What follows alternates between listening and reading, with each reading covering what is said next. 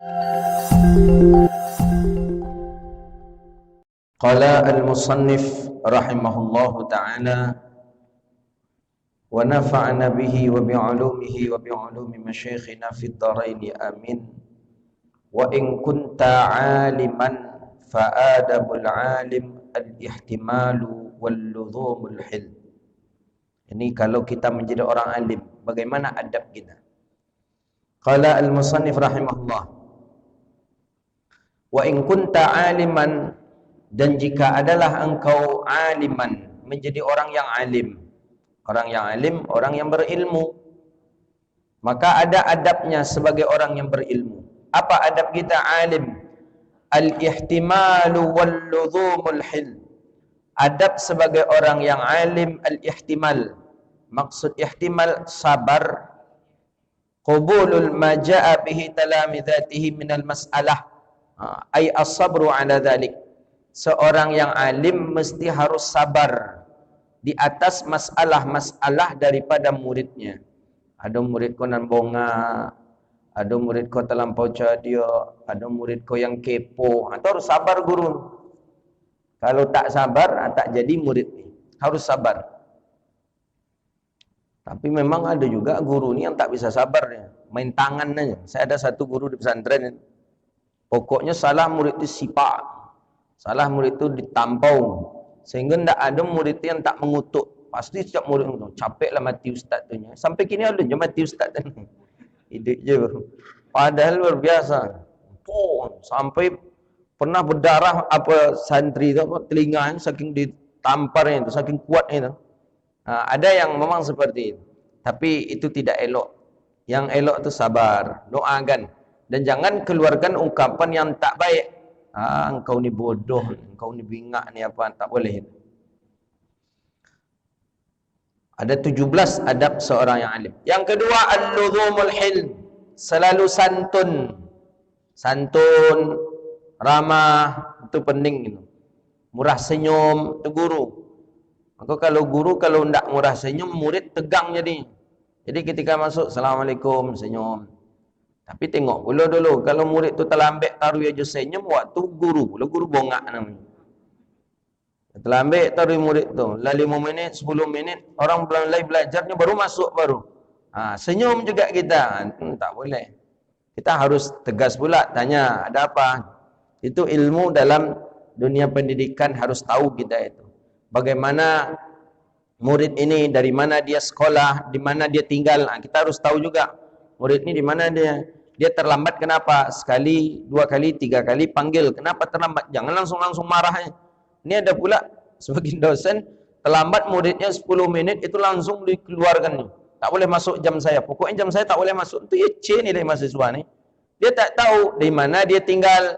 Rupanya tinggalnya jauh. Dia kena macet, mungkin banjir, atau mungkin dia sedang menjaga, gantian jaga dengan adiknya. Adiknya pulang baru dia masuk. Itu harus tahu pula kita. Tak boleh langsung marah saja kita sebagai seorang guru. Tak boleh. Harus hilm.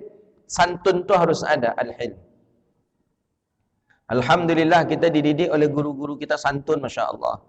Saya ingat para masyaikh itu, ketika ada masalah belanja ulun tiba dari kampung, mengadu ke syekh.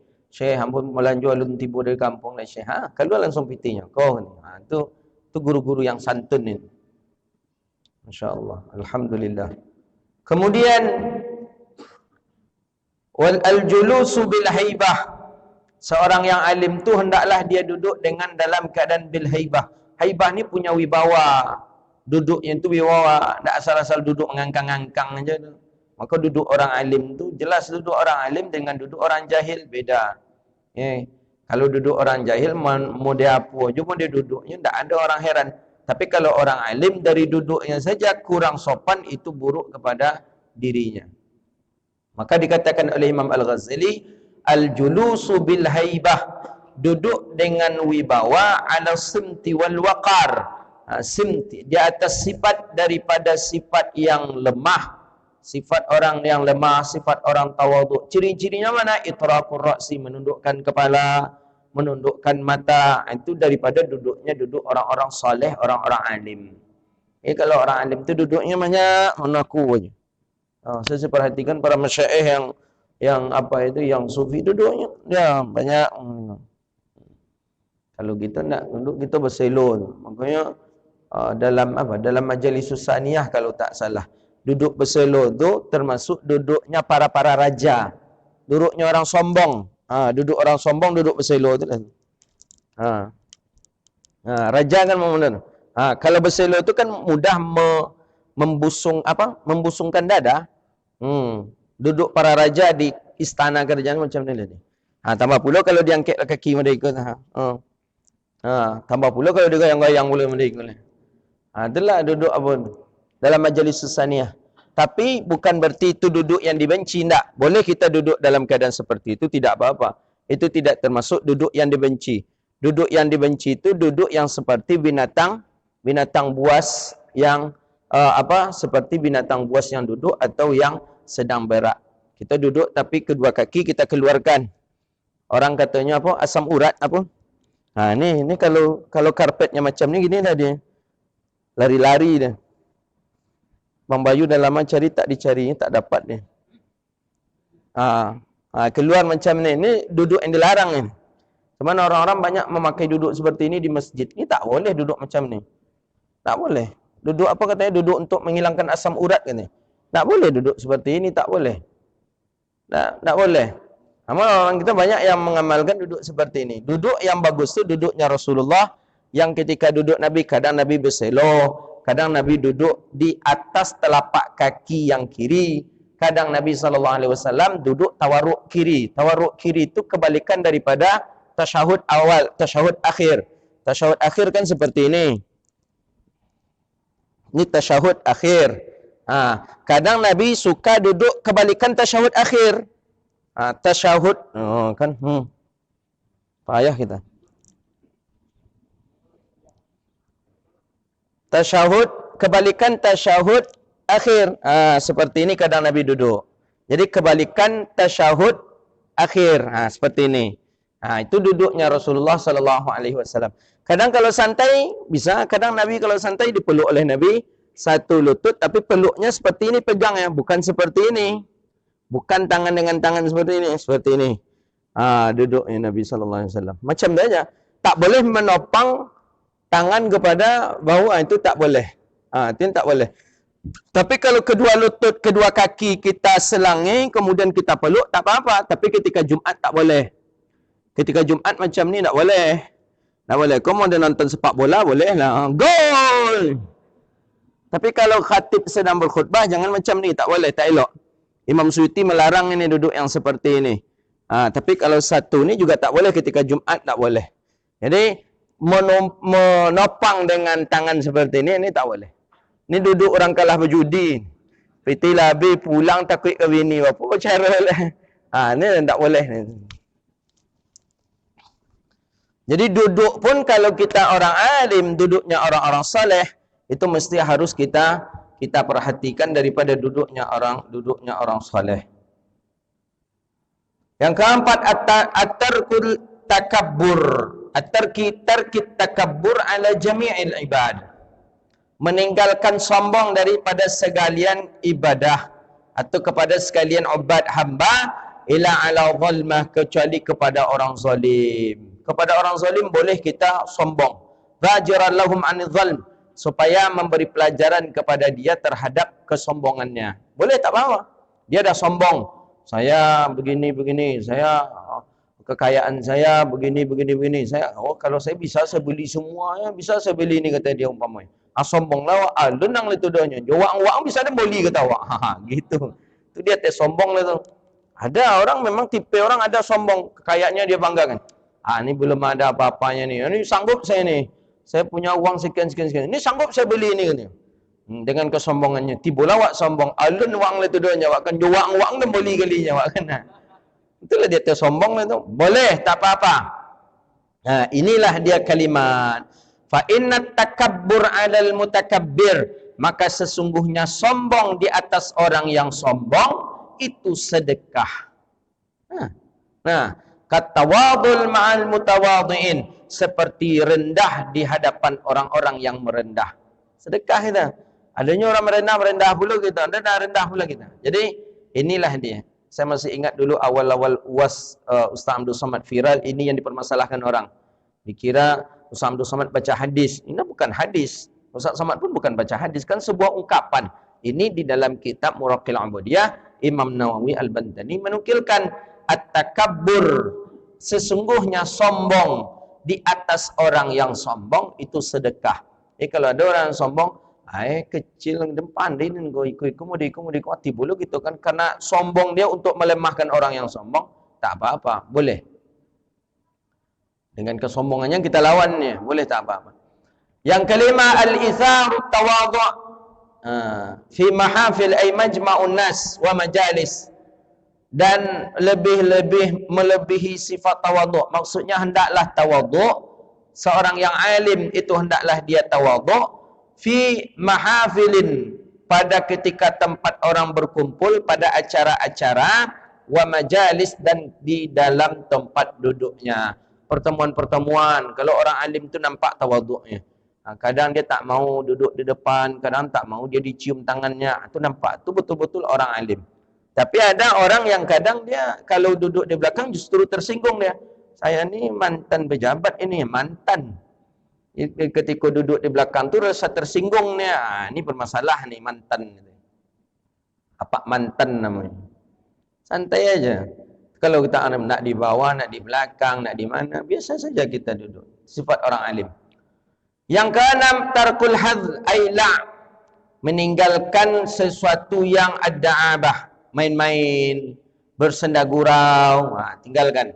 Ya, senda gurau itu boleh tapi jangan melebihi.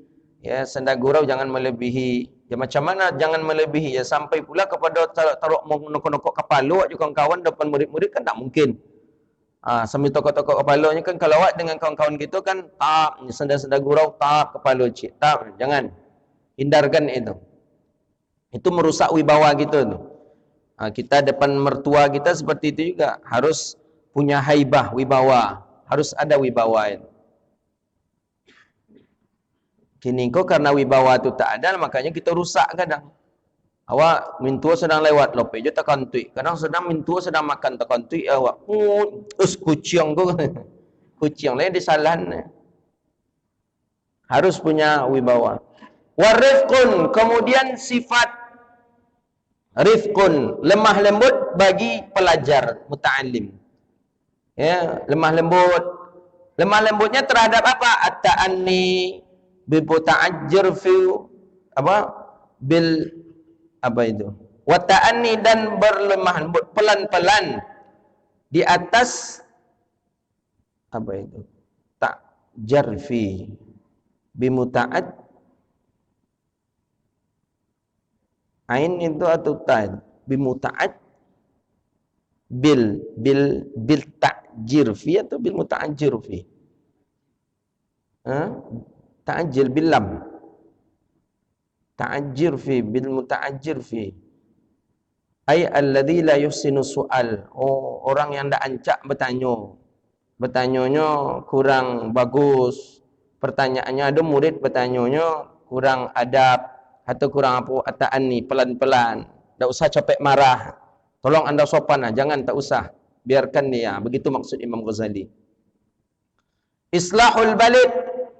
Kemudian adab seorang yang alim yang ke-8, islahul balid ay ghairul qatnin. Membaguskan daripada orang-orang bodoh. Ada di antara sekian banyak murid, ada cik yang enggak lambek nangkuk utaknya. Itu tu baguskan itu. Perhatikan itu. Jangan sampai kita tinggalkan. Bongak mah tinggi je lalai kata kita, tak boleh. Harus bihusnil irsyad. Tambah bagus kita untuk mengkonsistenkan, memfokuskan perhatian kita kepada murid tadi. Yang ke-9, adab seorang yang alim meninggalkan marah, at-tarkil hard. Meninggalkan marah, jangan marah kita alaihi terhadap yang bodoh tadi. Jangan marah, tak boleh. Maka orang tua satu, guru satu. Marahnya tu marah ikhlas, jangan sampai marah dendam. Marah tu marah ridha. Orang tua kepada anak marah ridha. Guru kepada anak marah ridha. Jangan marah dari dalam lubuk hati kita, jangan. Karena rusak kepada anak, rusak kepada murid. Ada orang tua yang tak mengaji, memang marah itu sampai dari dalam kau. Nak cilaka lang ni, anak memang cilaka ya. Karena memang marah tadi dari dalam. Murid guru macam tu juga. Marah tak boleh dari dalam kita keluarkan. Cukup dari mulut saja. Mulut keluar dah. Tu marah dengan marah ridha namanya. Yang ke-10, tarkil anfah. Apa? Meninggalkan daripada al-istikbar wal imtina' wal istihya'. Min qawli la adri. Kalau nak tahu, ya sebutkan saja. Wallahu a'lam. Aku tak tahu. Itu daripada perkataan daripada min qawli wallahu a'lam. Idza lam tadhhar lakal mas'alah aw lam tu'lam lima ruya fil hadis anna rajulan sa'ala Nabi sallallahu alaihi wasallam aybalad asyar qala sallallahu alaihi wasallam la adri. Ada seorang datang kepada Nabi sallallahu alaihi wasallam, ayyul bilad asyar. Mana kampung yang paling buruk ya Rasulullah? Kata salah seorang sahabat datang ke Nabi sallallahu alaihi wasallam. Qala, jawaban Nabi, la adri, aku tak tahu. Hatta as'alal Jibril fas'aluhu, sampai nanti datang Jibril aku bertanya. Faqala la adri hatta as'ala Rabbi. Kata Jibril, aku pun tak tahu mana kampung yang paling buruk. Hatta as'ala Rabbil Izzah, sampai Jibril pun bertanya kepada Allah Rabbun Jalla Jalaluh. Jadi tidak pula aib kalau kita sebagai orang alim ditanya orang, apa hukum kubuya? Kau nak tahu dong? Jawab saja, wallahu a'lam. Saya tak tahu. Ana la adri. Dah, tak aib. Jika ada seorang ustaz dia tak tahu tetapi dipaksakan, itu masalah. Adallu fa adallu. Sesat lagi menyesatkan. Alainya sosek, orang lain terbawa sesat pula. Jadi tidak ada aib, tak ada masalahnya. Ketika ada orang bertanya, Ustaz, saya kemarin musafir. Saya balik pulang ke rumah, saya sudah niat jamak Ustaz. Saya rencana jamak daripada jamak takhir. Maghrib saya lampaui, Isya saya lampaui. Cuma karena ada masalahnya kain saya kotor. Saya belum solat maghrib, solat Isya rencana tadi jamak takhir. Rencana saya nak jamak takhir, tapi karena pakaian saya kena najis, maka saya sampai di rumah. Berarti saya di rumah, maghrib belum saya kerjakan, Isya juga belum saya kerjakan. Bagaimana solat maghrib saya tu Ustaz? Qadha atau boleh jamak? Itu pertanyaan orang. Kalau awak nak tahu, wallahu a'lam, saya tak tahu. Lah selesai. Rasul-rasul dan maghrib ang tu sah, dia tak apa dah. Apa salah. Biasa tu nya, itu tu biasa. Allah tu Maha tahu. Ya Allah Maha tahu, angku sok tahu. Kalau ada kasus macam tu, siapa bisa menyelesaikan? Saya kasih hadiah. Kalau ada kasus macam tu, kita ada jamak ni, niat jamak takhir. Niat jamak takhir perjalanan maghrib. Habis asar, solat asar, lanjut perjalanan. Tak berhenti-berhenti. Masuk waktu maghrib, tak berhenti. Langsung niat jamak. Saya nanti jamak takhir saja. Maghrib solat di waktu asar. Terus waktu Isya. Maghrib saya jamak nanti di waktu Isya. Terus jalan sampai waktu Isya masuk. Maghrib belum nih, karena maghrib jamak takhir. Isya masuk, pakaian kena najis, kena pipis pakaian. Akhirnya tiba di rumah aja lah solat. Sampai di rumah. Pas sampai di rumah, dua solat belum dikerjakan nih. Maghrib tadi belum karena sudah habis waktu. Isya pada waktunya pun belum dilakukan. Pertanyaan, kalau maghrib, kalau Isya itu dah pasti solat masih dalam waktu Isya. Yang maghrib tadi itu masih sahkah jamak takhir atau qadha?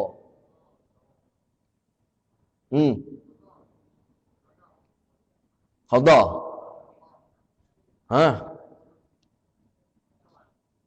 Qadha tu jamak. Keluar Majlis Ulama An-Nur sudah kan. Fatwa Majlis Ulama An-Nur. Faham kan? Pernah terlakukan tak? Sering? La ilaha illallah. Itulah kawan. Kalau sering apa ni salat petang?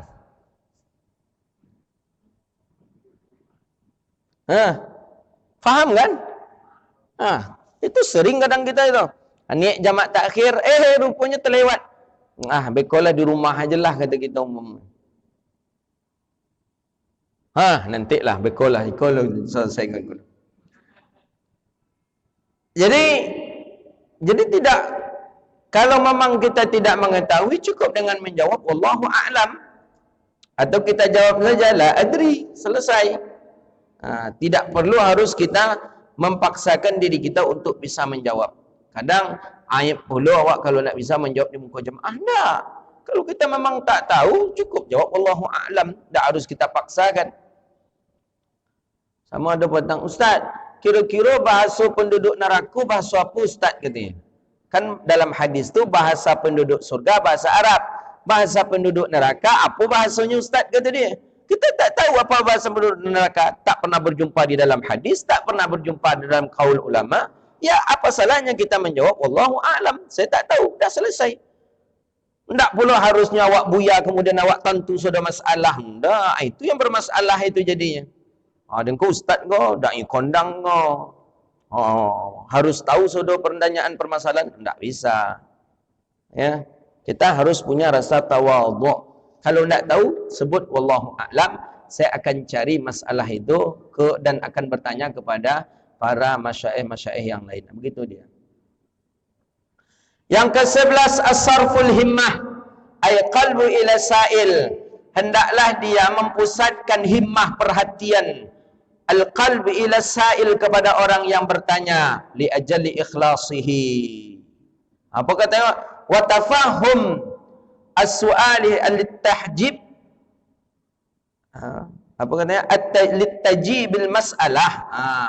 Jadi kata Imam Al-Ghazali rahimahullah, hendaknya seorang yang alim itu as-sarful himmah, mempusatkan perhatiannya kepada orang yang bertanya supaya faham terhadap apa yang ia tanya. Begitu dia. Ini saya perhatikan akhlak masyaikh di Mesir, saya perhatikan. Di Indonesia jarang saya menjumpai ini. Ketika ada orang yang bertanya, dia fokuskan perhatiannya kepada orang yang bertanya itu. Umpama orang bertanya di sampingnya, langsung dia fokuskan perhatian, dia miringkan tempat duduknya, langsung dia melihat kepada orang yang bertanya. Memang sifat orang alim seperti itu. Ada lagi yang bertanya ada di depan, dia balik lagi, dia pusatkan perhatiannya. Ada yang di samping, dia berdiri, dia balik, dia pusatkan perhatiannya. Begitu hendaknya akhlak daripada sifatnya orang alim. Saya jumpakan para masyaikh di Mesir hampir seperti itu. Ketika ada orang bertanya, dia fokuskan perhatian kepada orang yang bertanya. Kalau di Indonesia enggak, orang bertanya situ, ustaznya berdikoi kadangnya. Ya, tanyalah. Apa? Tanyalah. Orang bertanya sebelah kanan, orang sebelah kiri, ustaz. Kadang orang situ, tanyalah.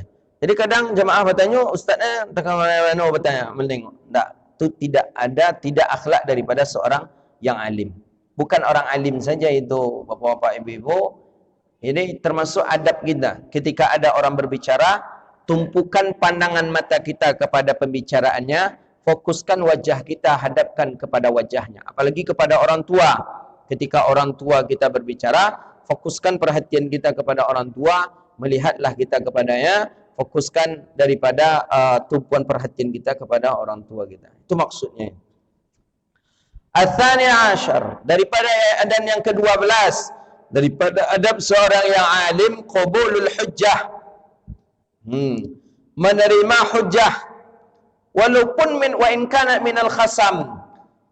Dalil, menerima dalil. Ada murid memberikan ini dalil ini seperti ini, syekh ini seperti ini. Ada orang memberikan alasan. Ini wajib seperti ini wajib. Itu harus kita qabulul hujjah, terima dulu, jangan langsung kita bantah. Enggak, salah kau nak pada itu dah. Enggak boleh. Wa in kana minal khasam, walaupun itu daripada orang yang bermusuhan daripada kita. Musuh-musuh kita memberikan hujjah kepada kita, memberikan semacam perlawanan kepada kita, terima dulu. Kadang dari sekian banyak ucapan yang keluar daripada mulut musuh kita itu, kadang ada yang benarnya. Maka kalau ada orang bonci kawak, tak usah kita tutup, stop, dah cukup. Tak usah, dengarkan saja apa bahasa dia. Engkau mudekong, engkau macam ni. Dari sekian banyak ucapan yang diucapkan oleh musuh itu kepada kita, pasti ada benarnya, dan itu yang mengetahui kita. Gitu. Jadi biarkan saja musuh untuk berbicara, karena itu untuk introspeksi diri pula. Makanya kita tak boleh aranani, ego yang tak boleh. Ketika kita ego, di sanalah syaitan akan membenarkan kesalahan daripada kesalahan kita. Tak boleh, biarkan saja dia. Yang ke-13, al-inqiyadu lil haqqi birruju' ilayil haqq indal hafwah ay dhillatin fil qaul wal i'tiqad. Wa in sadara mimman huwa asfalu mink. Kalau seandainya dan mengikuti yang hak dengan kembali kepada yang hak itu ketika kita ada melakukan suatu hal yang berbeda, wa in sadara mimman huwa asfala minka, sekalipun yang hak itu daripada orang yang di bawah kita. Umpamanya menurut kita setelah adanya hujah, rupanya pendapat murid kita itu nampaknya yang dekat kepada hak, kepada kebenaran. Sudah, tarik saja ucapan kita balik, tarik pendapat kita balik, ambil pendapat daripada pendapat murid kita. Itu baru orang alim. Tak ego no. Kalau di kampus tak ada cerita mahasiswa lebih hebat daripada dosen, tak ada. Kalau dalam dunia kampus, dalam dunia akademisi, tetap dosen lebih hebat daripada mahasiswa. Kalau cuba mahasiswa tadi lebih hebat dari dosen, itu kan ini nilainya. Tak bisa saya menerima pak, saya tak seperti ini pak, saya tak cocok pak. Ada apa dah keluar lah dari lokal. Nilai yang cemin. Cemin tu. Cimin jadi dia tu. Alah cemin pula lemak. Dalam dunia kampus. Kalau dalam dunia pesantren, enak. Buka baju bagi berdebat je syekh tu. Sampai kalau orang-orang Mesir memang hobi berdebat. Kalau di Jawa saya perhatikan, umpamanya lebih banyak santri-santri Jawa menjaga adab.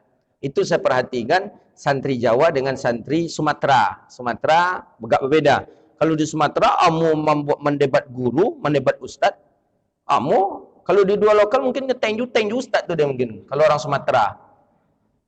Kalau orang Sumatera, mendebat, saya nak cocok pendapat ustaz. Hamba merdeka. Kalau Jawa, enggak. Jawa manut-manut, entok-entok, yang ayah punya kiai-kiai lah. Tu adabnya lebih tinggi orang Jawa dibandingkan orang Sumatera. Orang Sumatera biasa jalan di muka kiai, orang Jawa enggak. Gampang jalan muka kiai, nampak kiai itu tuan tu menyuruhnya tu. Orang Jawa nyimbau kiai dia, buya sikit lu. Pak Imam kadang memang jauh terasa beda didikan kita di Sumatera dengan didikan kita ke Jawa berbeda. Memang Sumatera aku agak lain ladonya nampak. Lado lah cabai-cabai rawit muka pode-pode tu. Jadi tidak ada aib itu ketika kita tak tahu, dah ada orang yang lebih bagus daripada kita. Menurut saya pendapat saya begini, dah silakan. Oh ya, saya cocok dengan pendapat anda. Walaupun itu murid kita. Walaupun itu daripada orang yang di bawah, asfala minka kata Imam Nawawi. Di bawah kita. Dia tak banyak hafal hadis, tak banyak, tapi secara logika atau dalil yang dia pakai cocok dengan permasalahan yang sedang kita bahas. Sudah, kita ikut saja kepada dia. Rujuk, tarik balik, ikutlah pendapat dia.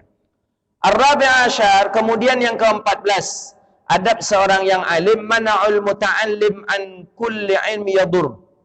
Melarang pelajarnya, melarang daripada santrinya atau orang yang menuntut ilmu kepadanya, daripada apa? Angkulin, daripada setiap ilmu yang memberi mudarat.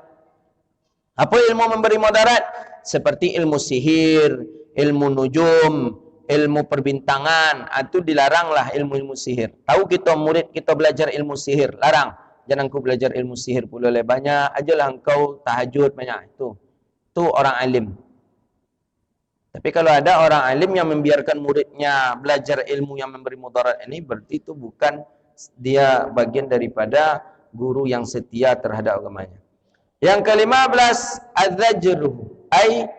zajrihi ay nahyul muta'allim an ayyurida bil ilm an-nafi', bahwa seorang murid ini ingin mencari ilmu yang bermanfaat tapi tidak ikhlas karena Allah. Ya mungkin karena ingin terkenal, mungkin karena ingin dipandang oleh manusia, atau mungkin ingin mengumpulkan harta. Nanti dia jadi orang terkenal, banyak berkumpul harta. Itu sudah niat-niat tak betul dalam menuntut ilmu. Maka seorang alim, seorang guru mesti menegur sang murid tadi. Kemudian suddul muta'allim an ayyastaghila bi fardul kifayah qabla al-firaghi min fardul ain. Kemudian seorang guru hendaklah dia melarang daripada muridnya untuk menyibukkan diri dengan fardu kifayah sebelum selesai daripada fardu ain. Iko fardu ain tak selesai denya. Nak fardu kifayah tarawih aja dikerjakannya. Ada je orang mati datang je nya. Ada je orang mati tiba je inyo, ada je orang mati ada je inyo. Kan fardu kifayah. Sedangkan semayang inyo alunnya kerajokan inyo lah. Alunnya semayang subuh lah, tapi pagi-pagi itulah tibanya di rumah orang mati. Aku kan tak betul lagi ni murid seperti ini ni. Wa fardu ain islahu zahiri wa batini bittaqwa. Fardu ain itu membaguskan yang zahir dan batin di dalamnya ada takwa. Jadikan murid itu orang yang takwa dulu kepada Allah, yang di luar ini polesan saja, itulah fardu kifayah.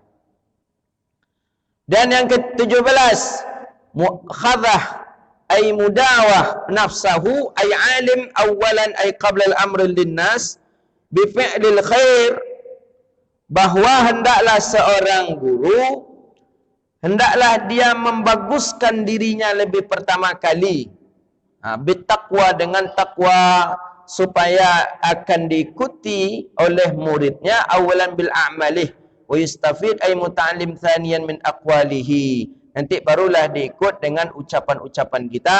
Jadi perangai gitu dulu kita tengokkan bagus, kemudian setelah itu baru daripada ucapan-ucapan kita. Wa in kunta muta'alliman, dan bagaimana itu adab kalau kita menjadi orang alim.